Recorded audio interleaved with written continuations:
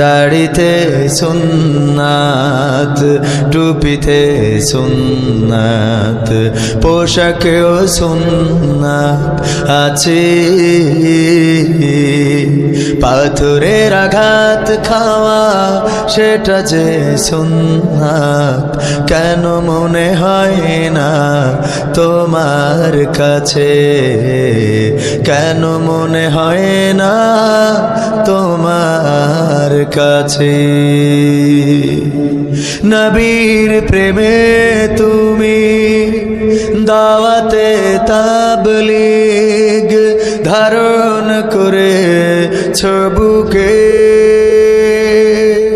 সেই তুমি আজ কেন জুলুমের প্রতিবাদে আওয়াজ তোলো না মুখে?